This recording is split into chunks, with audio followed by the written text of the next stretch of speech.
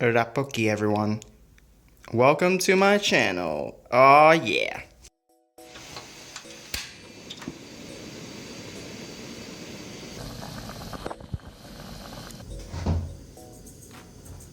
Hi, what is up, guys? My name is Benji. Oh my god, I can't do this. This is so scary. What is up, guys? I don't know if I'm ready for this, but this is my first mukbang. Today, we're gonna make something really simple but super fulfilling.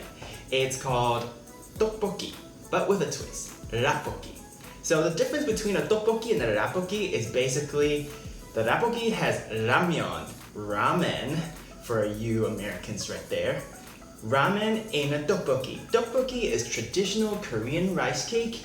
Once it's cooked to perfection, it's super chewy, it's tender, it's happy, coated with that sauce that's spicy, sweet, a little bit tangy at the same time. And Koreans love this dish because it's the ultimate amazing street food, perfect when you're drunk and have a beer in your hand. So for ingredients, we have tteokbokki, we have ramen, sauce, some Havarti cheese, some kimchi, some chopped up chives, some soft-boiled eggs, and some sesame. So, today, this is what we're gonna do. This is my first mukbang. If there's anything you like or you don't like, please comment down below, let me know. So, I have my setup ready right here. This is basically just water boiling.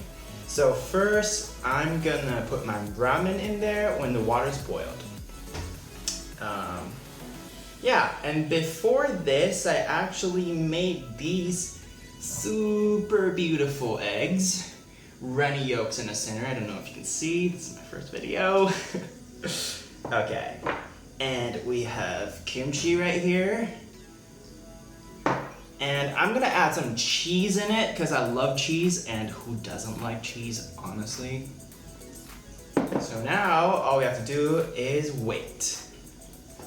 I guess I should tell you a little bit about myself. My name is Benji. Welcome to my channel. This channel is gonna be about food, about traveling, about living in Los Angeles, about being I guess, an international student a little bit. So I'm born and raised in Hong Kong, and I came here in Los Angeles for school 5 years ago. Went to a pretty good school, liked it. There are things that could do better, but in general, it was a great experience. And today, I'm here in my apartment that I just moved in yesterday, and I'm cooking some food for you guys. So for this summer, I don't know. Ooh, water's boiling. So first thing first, because ramen's gonna take a little bit longer than those rice cakes to cook, I'm gonna put my ramen in there first. There we go.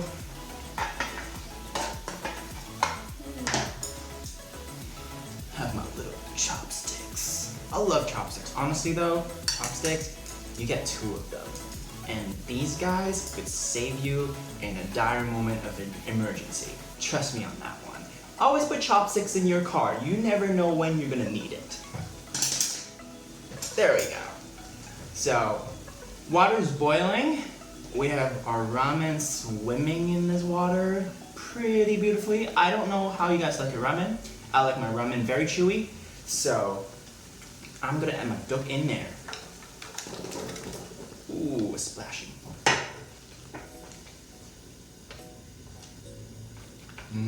So happy.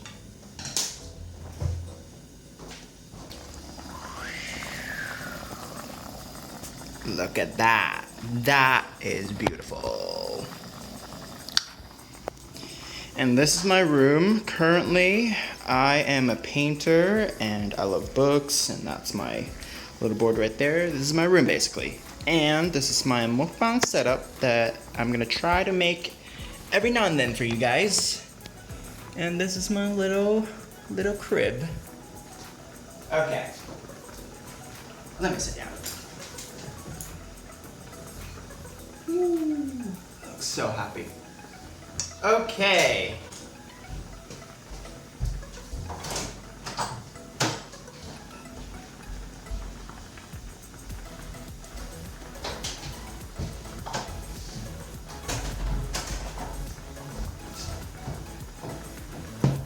Seems like there's a little bit too much water in there, so I'm just gonna take the water out just a little.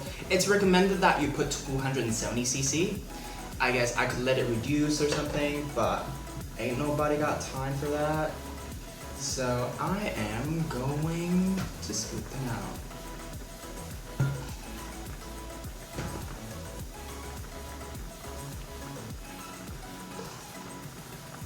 Okay, I think that's it.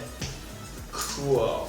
So water's boiling, ramen consistency looks great. Our duck has begun to soften, and now I'm going to pour this tteokbokki sauce in there. It comes with the packet. It's bright red and for sure yummy as hell. Never waste every last drop. Trust me.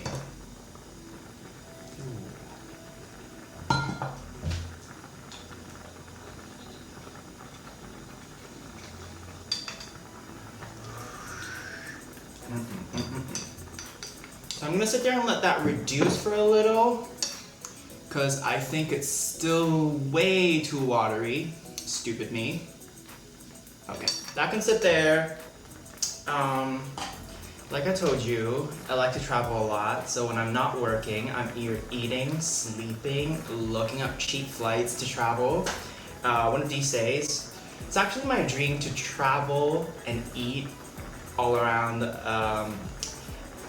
the globe and make videos about food and traveling. I mean, that's kind of like the ultimate dream. Like people, I'm 24, so people my age start to work a lot, and I feel like there's so much more out there for you to explore instead of working in an office. I do that for money too, don't get me wrong, but when on the weekends, instead of going out and getting drunk, I put 2 weekends together. I put long weekends together, and I would just hop on a plane, go to somewhere new, eat my heart out, and come back on a Monday morning, just go back to the office and just do it, you know?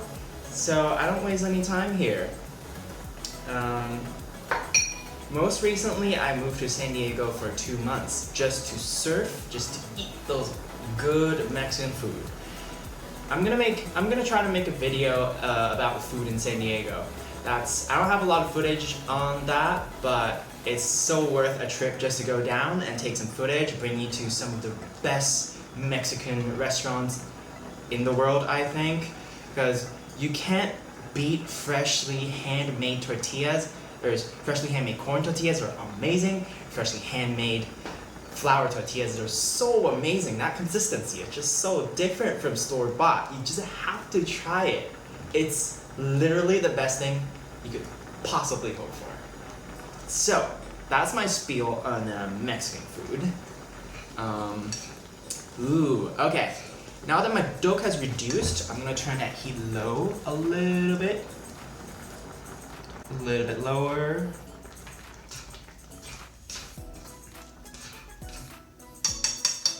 And now, plot twist, we are going to put some, actually do you guys want it on a plate or do you guys want it in a pot?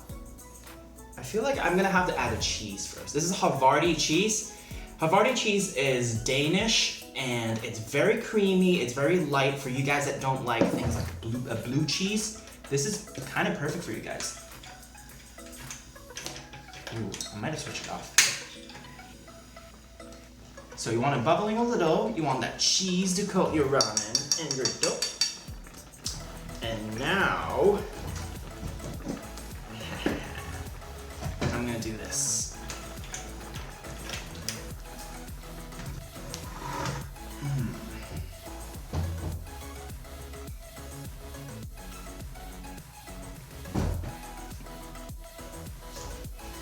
So I just realized it's a little bit too bright for you guys. I just made those curtains, just put on the curtains, so I'm sorry, don't mind me. So now we're gonna do this glorious thing. Ramen. Oh, it's cheese, oh my god. Oh. Looks so good. All right.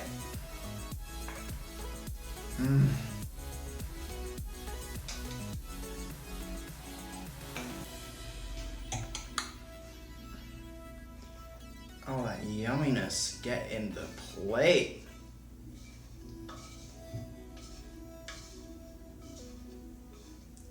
Okay.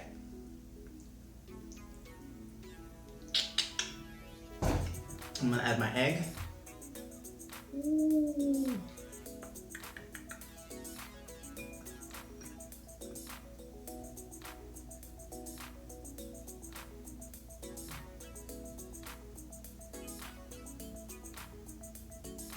My egg and my little bit of chives.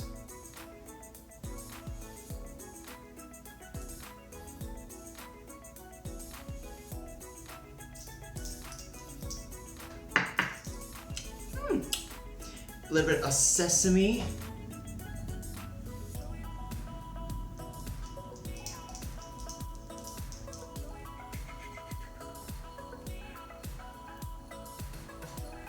Oh man, that looks glorious. Okay, well, one tip, if you're touching something small like a chives, chopped chives or sesame, you want to make sure that your hands are dry or else it's just going to stick to you. Same with spices, salt, and pepper. So, my hands are clean, so I'm going to eat it.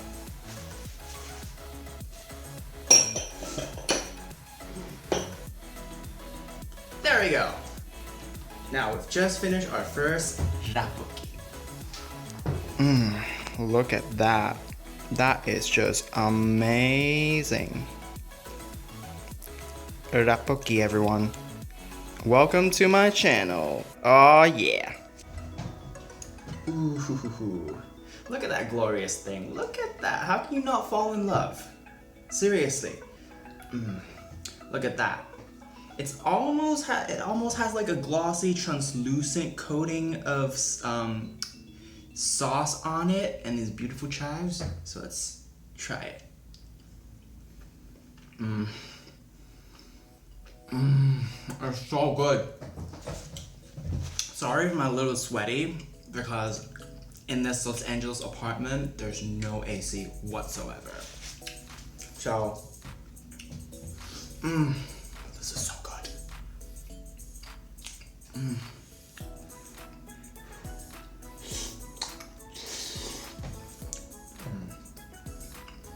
Ramen's a little too soft. Next time I'll do better. But other than that, that looks beautiful. It just makes, I don't know, food just makes me so happy. I don't know about you guys. Like if I have a really shitty day, I would totally just go get myself, what did I get? I'll get an entire like 6-piece fried chicken from Popeyes or KFC. Actually, no, KFC. I love Popeyes, not KFC. And since I'm in LA, I have a lot of really good options. And when I used to live by my college, there's this really good fried chicken joint called Louisiana Fried Chicken. Weird enough, I think it's owned by either Chinese or some Vietnamese. It's usually Chinese, Vietnamese, or Cambodians. I've visited 3 locations, it's always that way. They're managed that way. And next to it, they always sell American-style Chinese food, because apparently people like them. They're not very Chinese, mind you. But every time I have a shitty day, I will drive all the way down to South Central and go to one of those, it's basically a shitty little hut, but their chicken are so good. It's amazing.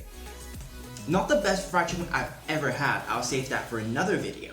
But their fried chicken is just so crispy, so well seasoned, it's salty, and it's so crunchy. You bite in it, oil just oozes out. It just coats your tongue, and then that chicken though, so moist, and I don't know how to describe it, but it's just so good.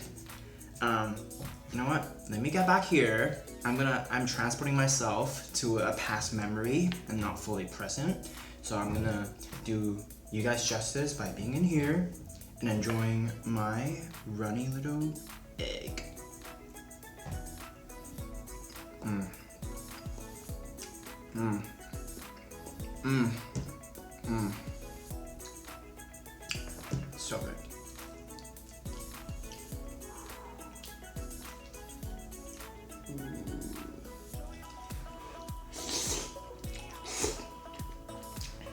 Mm. Some kimchi to go with it. Mm. Mm. Mm. Mm.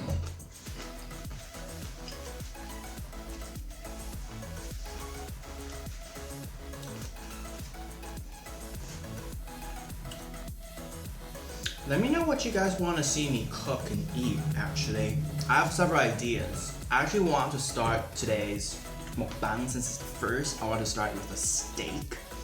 But you know what? I'll save it for later. I'll save it for maybe tomorrow? I don't know. Mm. Mm. Mm.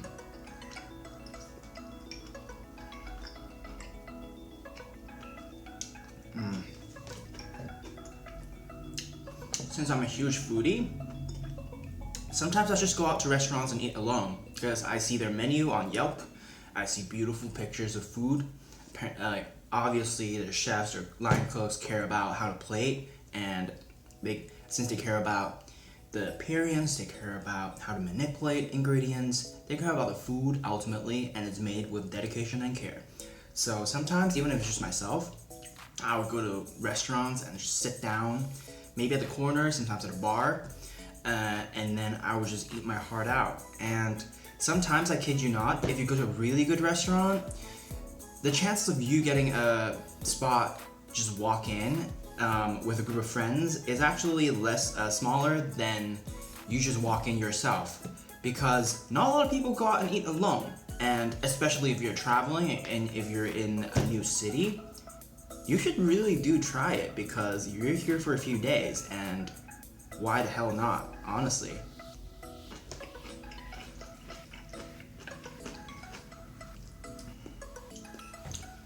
But I do that a lot in LA too because LA food is really good.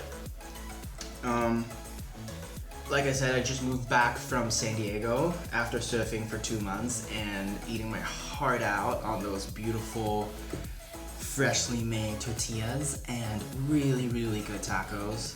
It's basically Mexico. It's 20 minutes away from Mexico, so come on. But one thing I realized there's not a lot of good Chinese food down there. There's some decent Italian food, there's some really good cafes, there's really an abundance of options for Mexican food. But I'm missing something down to earth like a $8 bowl of jjampong, Korean ramen, 12 at night. If you live in San Diego or you travel to San Diego, you know all these places close really early. That's not the case in LA. And that's what I miss about LA, even though the traffic is absolutely horrible.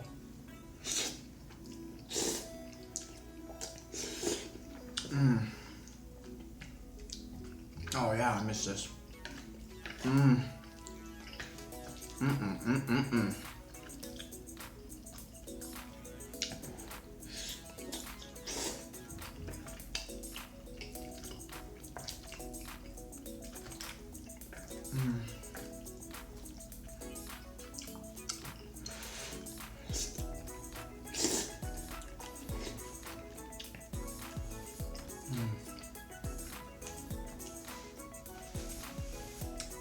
You might be like, Benji, you slurp a lot. That's not polite.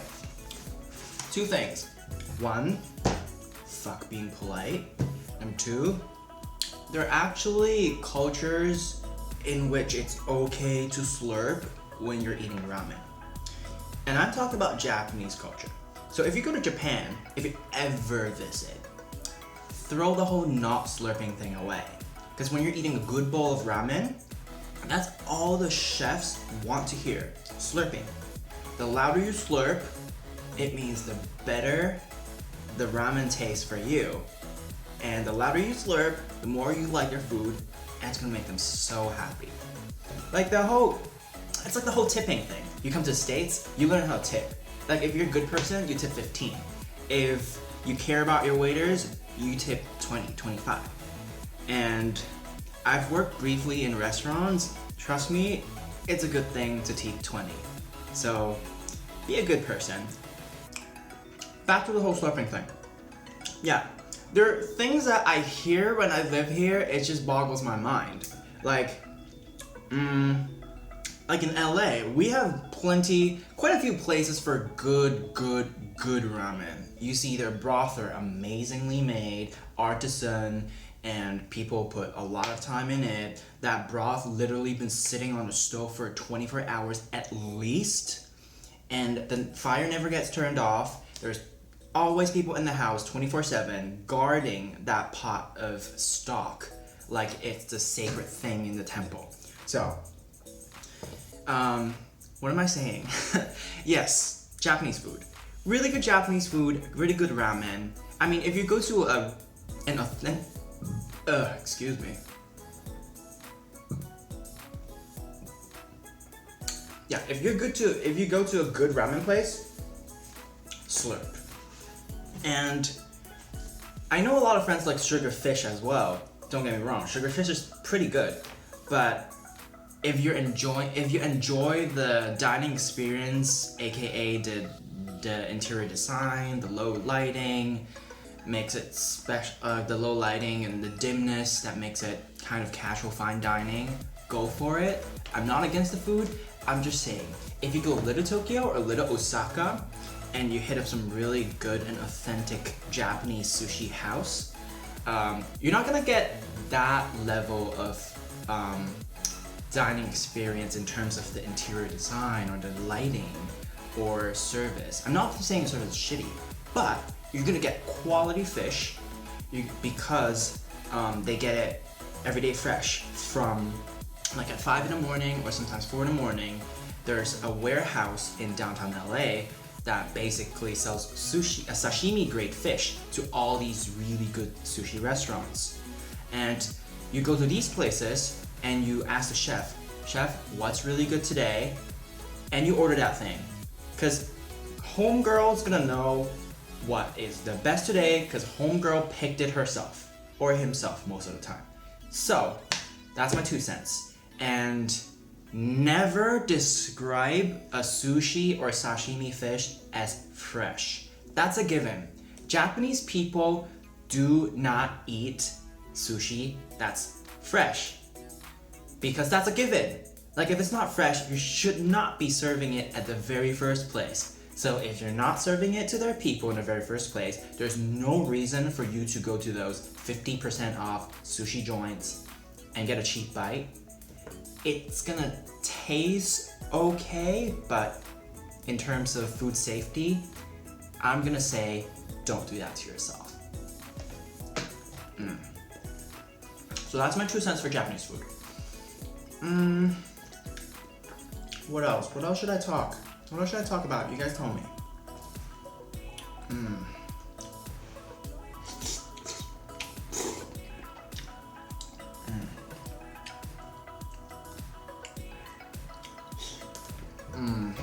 So good.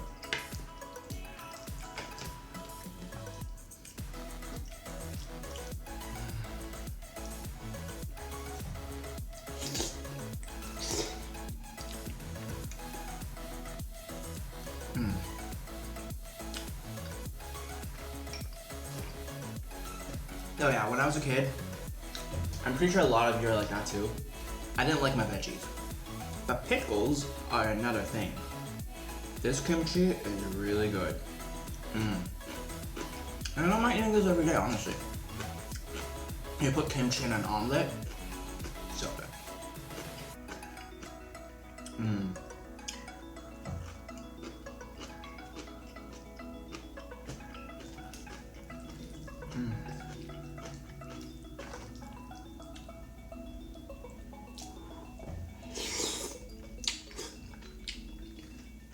Comment down below.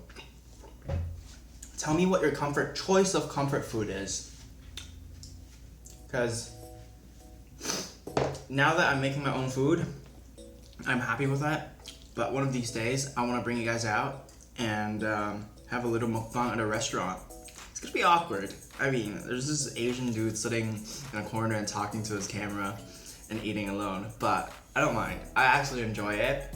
I've never tried talking to a camera while doing it, so that's maybe a little bit awkward. We'll see. We'll see.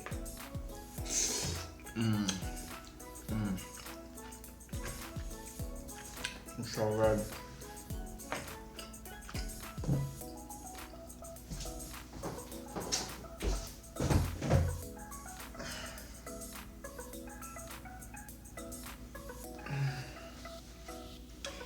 So my phone could have died earlier, so sorry about the interruption. Another thing about Japanese restaurants, ramen, their broth, good ramen broth does not come out from a box of powder. So there are a lot of restaurants that you can tell just by looking at the broth. It's thin and it just looks murky, not in a good way. Because really good ramen broth, in my opinion, it's fatty. There's lack of a better word. It's fatty. It glistens. You look at that broth, it reflects, and it's thick. You can tell just by eyeing it. So these are really good broth. And how do they make this broth? Basically, use a lot of pork fat, a lot of pork, and they would throw in other ingredients in there to enrich the broth. So 24/7, someone's manning the stove. The fire for this pot never gets turned off because it takes a long time for all those flavors to be extracted from the cuts of meat, and as well as for the fat to melt into the broth. So basically really good flavor. Honestly, you have a lot of salt, you have a fat, you're good to go. So, but a really good ramen broth, they balance it with a lot of other things, like they would use broth that are made of fish bones and different kind of seafood, bonito flakes. That is basically umami bomb right there. So these are ramen places for you. Like Tokyo ramen shops are tiny. Like in an alleyway, you find a little small shop. So you go into this little shop, it's basically 10, 12 seaters. Yeah, there's not a lot of room, so everything is really cramped because you know, Tokyo, everything's really cramped. Look it up if you don't know how Shibuya looks like. Yeah, it's crazy, but you cramp there, everyone's like a little cramped, and they eat their ramen, they slurp and they sweat, and they basically slurp up joy. Like what I'm doing right now. So good.